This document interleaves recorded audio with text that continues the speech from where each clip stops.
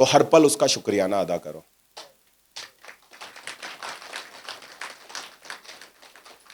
वहां से चल के यहां आए, बहुत सारे कारण थे। कौन क्या सोचता है उससे कोई बेटर नहीं करता, बहुत सारे कारण थे। और हमने सफलता के नए आयाम गढ़े। उसका एक ही कारण है कि हमने कभी किसी को छोटा करने के लिए काम नहीं किया, अपने आप को और अपनी टीम को बड़ा करने के लिए काम किया।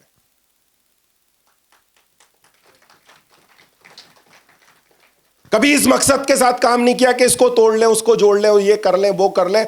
जो हुआ वो सब वक्त के साथ साथ हुआ, और एक ही इंटेंशन के साथ काम किया कि मैं बड़ा काम करूंगा और मेरे साथ कई सारे लोग बड़ा काम करेंगे, और हम नए काम पे फोकस करेंगे बजाय तोड़फोड़ मचाने और छेड़खानी करने के। क्यों किया, मैं उसका कारण बताता हूं आपको। एक भाई साहब थे, मेवाराम जी। क्या नाम था? जानते मेवाराम जी को आप? हैं? किसी के जान पहचान के तो नहीं है? यहां कोई बैठे हुए तो नहीं है मेवाराम जी? अब पता चला मैंने बात चालू करी, फिर आदमी नाराज हो गया, मीटिंग के बाद आके कॉलर पकड़ ली कि भैया आपने मेरा नाम क्यों ले लिया। कोई है तो नहीं मेवाराम जी यहाँ? नहीं है ना, ठीक है। तो अब मैं आता हूं मुद्दे की बात पे। एक भाई साहब थे मेवाराम जी। ऐसा कहते हैं कि वो इतनी शिद्दत से ना प्रभु को याद करते थे, उस अदृश्य शक्ति के इतने प्रेमी थे कि जब वो उनके ध्यान में बैठते थे तो वो स्वयं चल के उनके पास आ जाते थे और उनके साथ बात करना शुरू कर देते थे। फिर बंद कमरे में मेवाराम जी आंखें बंद करते और प्रभु से सीधे रूबरू आमने सामने बात करते। जब वो आमने सामने बात करते तो किसी की कोई समस्या हो वो प्रभु को बता देते और प्रभु उनको वहां से जवाब बता देता। धीरे धीरे मेवाराम जी बहुत पॉपुलर हो गए। दुनिया के सारे लोग उनके पास आने लगे, उनसे पूछने लगे कि भगवान, मतलब लोगों को कुछ उपलब्धि मिल जाए तो लोग भगवान बना देते हैं। तो लोग आ गए उनके पास में कि भगवान हमें बता दो यार, ऐसा ऐसा है। तो उन्होंने सबसे पहले समझाया कि मुझे तो पता नहीं, मैं अकेले बैठता हूं तो मुझसे भगवान बात करते हैं, मैं भगवान नहीं हूं। तो जब ये सब चल रहा था, एक दिन उनके पास एक अमीर आदमी आया अपनी महंगी सी कार में, और आकर उनके पास बैठा और उनसे आकर के कहा कि मेवाराम जी आपका एक साथ चाहिए। बोले क्या? बोले मेरी आपसे हाथ जोड़ के विनती है कि अगली बार जब भी आपकी ऊपर वाले से बात हो ना, तो आप एक काम करना, उनको मेरा एक छोटा सा मैसेज दे देना। बोले क्या? कि आप उन्हें मैसेज ये दे देना कि मैं ना अब इतने पैसे संभाल संभाल के थक चुका हूं, मैं चाहता हूं कि अब थोड़े कम भेजो, जितने हैं ना उतने बहुत है। दिन खत्म होता नहीं है उसके पहले और आ जाते हैं, खत्म होता नहीं, और इनको संभालने की चिंताओं में मैं जमाने भर की परेशानियों में फंसा रहता हूं। आपकी बहुत कृपा है, भगवान को कहना अब मुझे नहीं चाहिए, अब बस बंद कर दो। मेवाराम जी बड़े आश्चर्य में। वो अमीर आदमी वहां से गया ही था कि आधा एक घंटा निकला होगा कि एक फकीर आ गया मेवाराम जी से मिलने। मेवाराम जी से कहने लगा कि आपसे एक छोटी सी गुजारिश है मेवाराम जी। बोले क्या? उसने कहा मेवाराम जी मैं चाहता हूं कि आप जब भी आपकी प्रभु से बात हो तो आप उनसे ये कहें कि सबको इतना कुछ देते हो, कुछ मुझे भी दो। मेरे तन पे केवल एक कपड़ा है जो मैंने यहां पर लगाया हुआ है, उसके अलावा मेरे पास कुछ भी नहीं है। मैं ऊपर से भी खाली हूं, नीचे से भी खाली हूं, चप्पल भी नहीं है, और पूरा दिन मैं कुछ ना कुछ मांगता हूं, उसी से खाता हूं और उसी से घर चलता है। रात को मेवाराम जी साधना में बैठे। साधना में बैठने के बाद अगले दिन सुबह ये दोनों उनसे मिलने फिर आए। तो सबसे पहले वो अमीर आदमी आया मिलने। उसने आकर मेवाराम जी से कहा कि आपकी बात हुई? तो मेवाराम जी ने कहा हाँ बात हुई। तो क्या कहा? तो भगवान ने कहा कि आप पे कृपा थोड़ी कम कर देंगे, लेकिन उनकी आपसे एक छोटी सी विनती है। क्या? बोले भगवान की आपसे विनती है कि आप भगवान का शुक्रिया करना थोड़ा कम कर दो। आप भगवान का शुक्रिया करना थोड़ा कम कर दो, आपके पास आना अपने आप बंद हो जाएगा।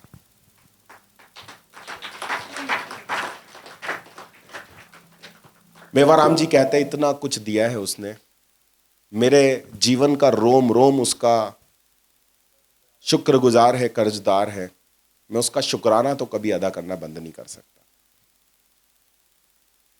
फिर तुम्हारे ऊपर कृपा आना कभी बंद नहीं हो सकती।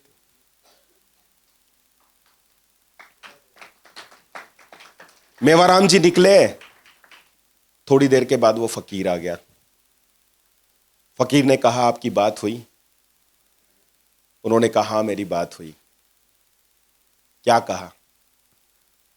बोले भगवान ने कहा कि तुझे सब कुछ मिल जाएगा, बस तू शुक्रिया अदा करना शुरू कर दे।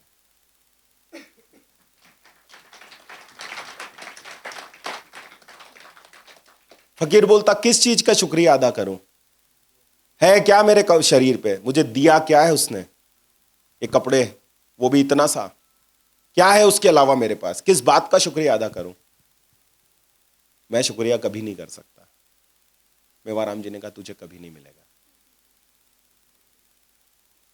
बात समझना, ये जो सुधीर जी कह रहे थे कि क्राइंग बेबी नहीं हूं, या बहुत सारे लोग यहां बैठे हुए हैं जिनको कोई प्रॉब्लम नहीं है,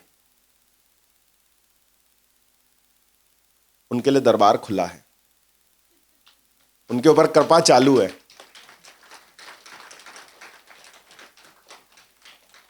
उनका शुक्राना चालू है, ऊपर वाले का देना चालू है।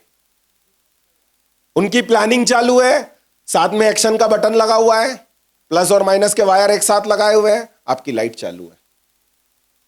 प्रॉब्लम सिर्फ वहां आती है जहां ना हम शुक्राना अदा करते हैं, जहां ना हम प्लानिंग करते हैं, जहां ना हम एक्शन लेते हैं, जहां ना हम सब्र रखते हैं, ना हमें बाजार की खबर है, ना हमारी नजर है, और हम सोचते हैं कि सब कुछ हमें मिल जाए, इस आदमी को कैसे मिल रहा, मैं ले लूं।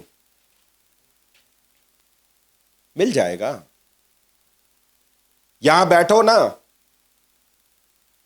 इधर उधर नजर घुमा के देख लो, सारे लोगों के बीच में जो आदमी 50,000 कमा रहा है उसकी हरकतें देख लो, जो आदमी 1 लाख कमा रहा है उसकी हरकतें देख लो, जो 2 लाख कमा रहा है उसकी हरकतें देख लो, और जो 5-7 लाख कमा रहा है उसकी हरकतें देख लो, और फिर अपने आप की हरकत को कंपैरिजन कर लो। जैसी तुम्हारी हरकत है वैसी ऊपर वाले की बरकत है।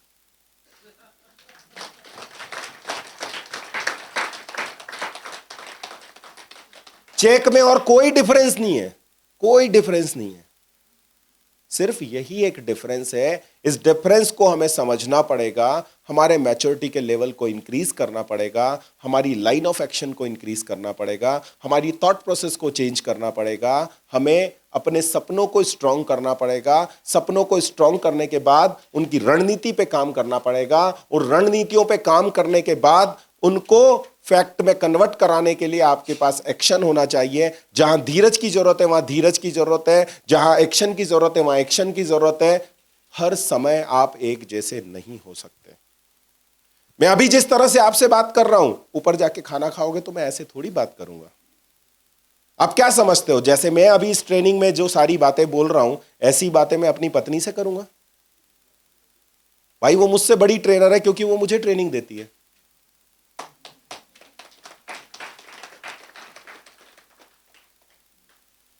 आपको ये चीजें खुद से डेवलप करना पड़ेगी कि राइट टाइम पे राइट एक्शन कैसे लिया जाए। वही राइट टाइम राइट एक्शन की जो टाइमिंग है ना, वो आपको आउटपुट देगी। जिसकी टाइमिंग बेकार है ना, उसका दुनिया में सब कुछ बेकार है। और ये जितनी बातें मैंने बताई है, जितनी बातें मैंने बताई है, वो सारी की सारी बातें ना सिर्फ प्रोवेदा में, हमारी जिंदगी में भी काम आएगी। वो ना कि वो सारी की सारी बातें हमारे अपने व्यापार में भी काम आएगी। लोगों की,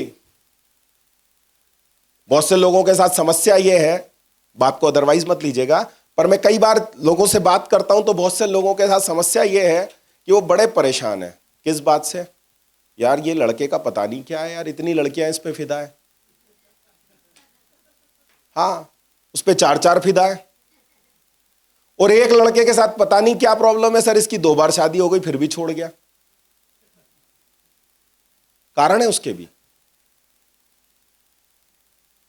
सिर्फ टीम डेवलपमेंट नहीं, दुनिया में हर जगह जो व्यक्ति सही समय पे सही काम सही तरीके से नहीं करता है उसके साथ ऐसा ही होता है, और जो व्यक्ति सही तरीके से सारी चीजें मैनेज करता है, सही काम सही समय पे करता है, उसे आउटपुट हर हाल में मिलता है। आज मुझे मिल गया है, कल आपको मिल जाएगा, पर काम वही करना पड़ेगा जो मैंने किया था, वो आपको करना पड़ेगा।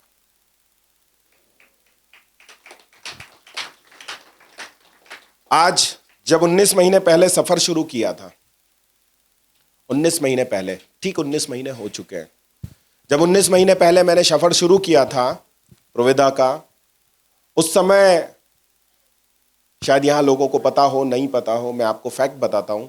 उस समय मैं किसी ऐसी प्रॉब्लम में था, पैसे की कोई कमी नहीं थी, पर लिक्विडिटी का बहुत बड़ा इशू था, मेरे पास कैश नहीं था। तो कुछ ऐसी समस्याओं में पड़ा था कि मुझे पैसे की सख्त आवश्यकता थी, इतनी ज्यादा सख्त आवश्यकता थी कि जब प्रोवेदा को शुरू किया उस समय मैंने अपनी कार भी बेच दी थी, और एक 2 व्हीलर मेरे पास वैगो, जो कि मैंने अपने घर का जब काम चल रहा था तो कारपेंटर्स को जो सामान लाना ले जाना पड़े उसके लिए ली थी। वो 2 व्हीलर मैंने अपने घर की उठाई और मैंने उसके ऊपर बिजनेस प्लान किए और उसी के ऊपर सारा का सारा काम खड़ा किया। विजय भाई, दीपेश भाई, जब इन लोगों ने काम शुरू किया तो मैं अपनी वैगो में बक्से भर भर के इनको गाड़ी पे रखने देने जाता था, और मैंने बड़ी मुश्किल से एक सेकंड हैंड गाड़ी खरीदी। फिर उस गाड़ी के अंदर मैंने, क्योंकि मेरा जब 6ठे महीने तो 3.5-4 लाख का चेक हो गया था, तो मैंने एक सेकंड हैंड गाड़ी खरीद ली थी, और उस गाड़ी के अंदर मैंने अपनी शॉपी को चलाया। उस शॉपी के अंदर मैंने 3 महीने में 15 लाख का टर्नओवर किया।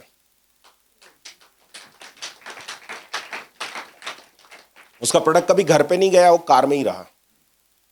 मैं कैसे कैसे चीजें मेंटेन करता था सिर्फ मैं जानता था, और मेरे अलावा कोई नहीं जानता था। जब मैं काम कर रहा था, लोगों को आगे लेकर के आ रहा था, प्लान दिखा रहा था, ज्वाइन करा रहा था, 17 तरह की बातें हो रही थी, क्योंकि वहां भी तो मैं सफल ही था ना। और जब मैं एक्टिवा से निकल रहा था तो लोग मेरे को अलग नजर से देख रहे थे। तो मैंने एक चीज बहुत अच्छे से तय की थी कि मैं सफल था, हूं नहीं। वो पुराना जो लबादा आदमी लेके घूमता है ना, उसको उतार के फेंकना पड़ेगा। और उसको उतार के जब आपको बेसिक बिजनेस खड़ा करना है तो आपको हर वो बेसिक काम करना पड़ेगा जिसके जरिए आप फिर से खड़े हो सकें। तो उस पूरे लबादे को उतार के, अपने आप को जीरोलाइज करके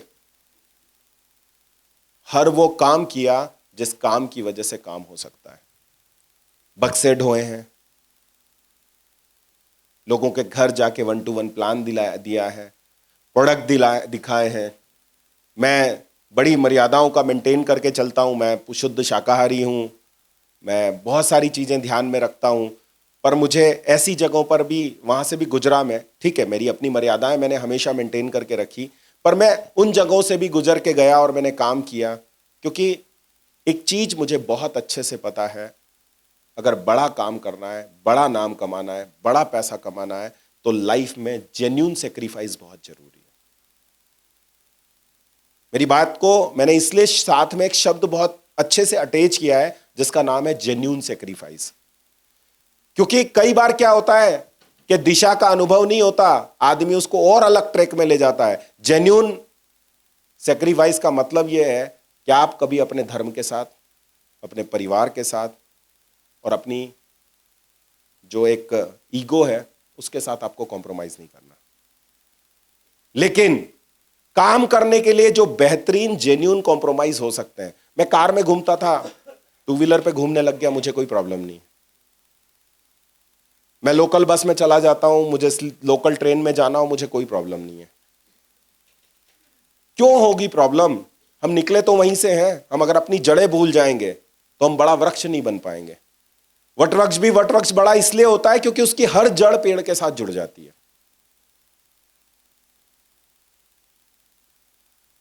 तो बैक टू बेसिक बहुत ज्यादा जरूरी है।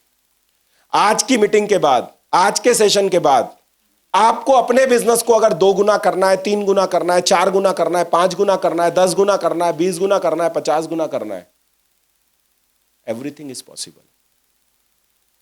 ये इंडस्ट्री में लोग आएंगे, लोग जाएंगे, प्रॉब्लम होगी और प्रॉब्लम सही भी होगी, दर्द होगा और दर्द ठीक भी होगा।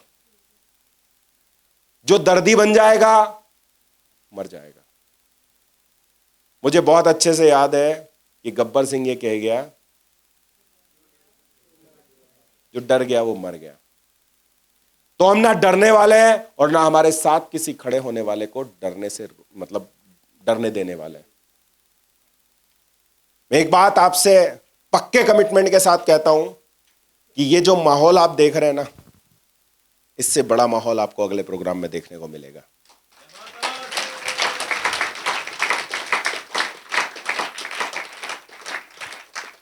ये जो अचीवमेंट आप आज देख रहे हैं ना, इससे ज्यादा अचीवमेंट आपको अगले में देखने को मिलेंगे।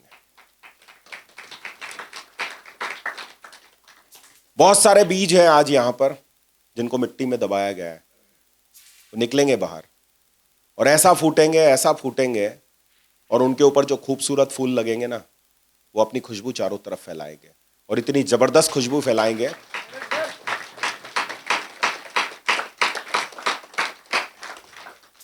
जरूरी नहीं है कि सिर्फ यहां बैठे हुए लोग, बहुत से लोग जो आज यहां से दूर बैठे हैं, सोशल मीडिया पे आपको देख रहे हैं, बहुत से लोग जो आपकी पोस्ट देखेंगे, बहुत से लोग आपके स्टेटस के फोटोग्राफ्स देख रहे हैं, वो आना तो चाहते हैं लेकिन उनके पास बहुत एक्सक्यूजेस हैं, वो भी आपको देख रहे हैं। और हो सकता है कि जितने लोग यहाँ बैठे हैं उससे ज़्यादा लोग जो बैक साइड में आपको देख रहे हैं वो आपके साथ आके काम कर जाएं। अभी बड़ा काम करने वाले लोग आना बाकी हैं। मेरा बिजनेस जब सबसे बड़ा था, जब मेरा काम सबसे बड़ा था, जब मेरा सबसे कम समय में सबसे बड़ा चेक था, तो उस समय मैंने सारे रिकॉर्ड ब्रेक किए थे, लेकिन एक खुशी की बात होना बाकी थी, वो कि मेरे भी रिकॉर्ड को ब्रेक करने वाला कोई आने वाला था। वो आया, वक्त लगा। मैं हमेशा थैंकफुल रहता हूं दिवाकर जी का, जिन्होंने शॉर्ट टाइम में इतना बड़ा काम किया कि मुझे समझ ही नहीं आया कि ये क्या हुआ। और जितने रिकॉर्ड्स मैंने बनाए वो सारे के सारे उन्होंने ब्रेक कर दिए। मैं चाहूंगा वो आज नहीं है यहां, लेकिन उनके लिए भी जोरदार तालियां होना चाहिए। अभी असली रिकॉर्ड्स ब्रेक होना बाकी है, अभी असली काम होना बाकी है, अभी प्रॉब्लम्स आई है, सॉल्यूशन होना बाकी है, अभी सिर्फ प्लिंथ बिछाई है। अभी आप जो देख रहे हैं ना, ये सब नर्म सीमेंट है। नर्म सीमेंट पता है क्या होती है? जब हम मकान बनाते हैं ना, तो दो मिट्टियों के बीच जो सीमेंट रखते हैं ना, वो नर्म सीमेंट होती है। उस समय कोई भी उस मिट्टी को अंदर एक ईंट को पकड़कर हाथ से उठा सकता है, उखाड़ सकता है, गिरा सकता है। लेकिन जब ये सीमेंट 2 दिन निकल जाते हैं और इसके बाद पानी की पिलाई शुरू होती है और उसके बाद जब ये जम जाती है, तो ये एक मजबूत बिल्डिंग बन जाती है। और फिर दुनिया के अंदर किसी के बाप की ताकत नहीं कि उसको लात मार के गिरा दे। अगर लात मारेगा तो उसकी लात टूट जाएगी।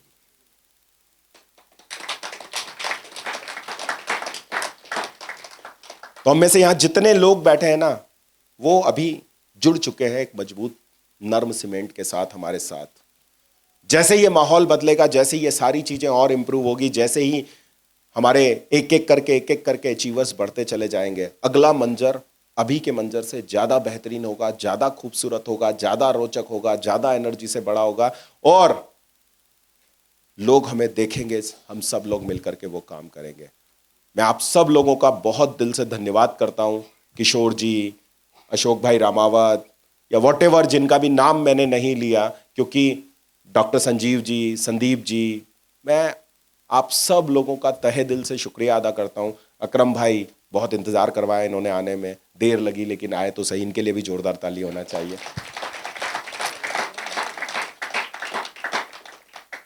तो कहानी की शुरुआत हो चुकी है, अक्षरों को लिखा जा चुका है, आपका नाम सफलता की लिस्ट में आना बाकी है। और रही बात ये स्टेज पे फोटो की, तो यहाँ बैठा हुआ एक एक व्यक्ति ऐसा इवेंट करेगा कि आपके फोटो यहाँ होंगे और उस इवेंट के होस्ट भी आप ही होंगे और उस इवेंट को मैनेज भी आप करेंगे। मेरे लिए वो दिन सबसे ज़्यादा खुशी का दिन होगा। थैंक यू, फिर मिलेंगे। चाहूँगा बैक टू होस्ट वापस आए और कंटिन्यू करें सेशन।